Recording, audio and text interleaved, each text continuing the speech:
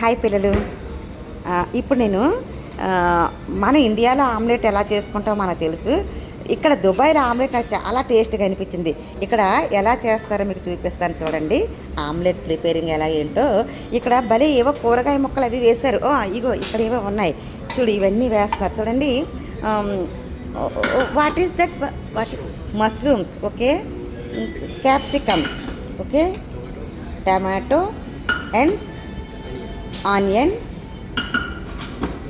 మిర్చి. నెక్స్ట్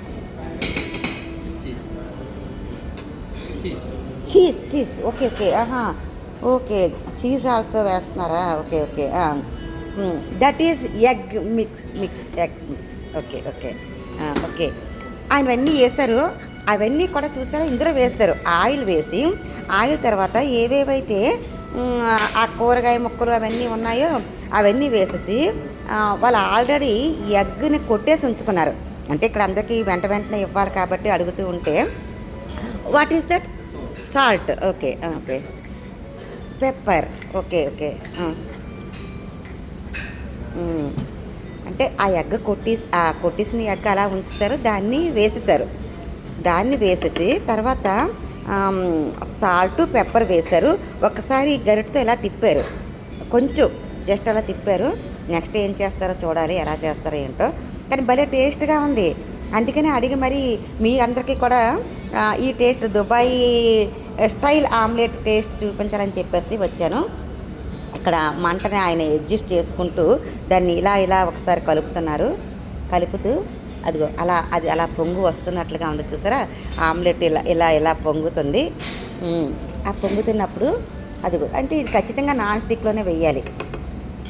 ఎందుకంటే నాన్ స్టిక్లో వేస్తేనే అది ఇలా పొంగేటప్పుడు ఒకసారి గరిటతో ఇలా తిప్పారు చూసారా.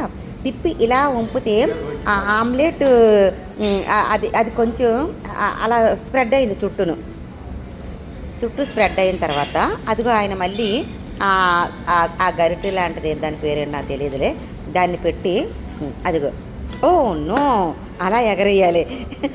మనం అంత ఎగరేయలేం, కానీ కొంచెం తిప్పుకుంటే సరిపోతుంది. అందుకని ఇది గొప్ప టేస్ట్గా అనిపించింది. ఎందుకంటే చక్కగా ఉడికింది, మాడిపోలేదు, మెత్తగా చక్కగా బాగుంది. ఇదిగో ఆమ్లెట్ చూడండి ఎలా ఆ మీద మళ్ళీ కొంచెం చీజ్ వేసినట్టున్నారు ఆయన. మనం అన్నీ ఎక్కర్లేదులే, కొద్దిగా ఆయిల్ వేసుకుని సరిపోతుంది. అలా ఎగరవేస్తూ మళ్ళీ తిప్పుతున్నారు.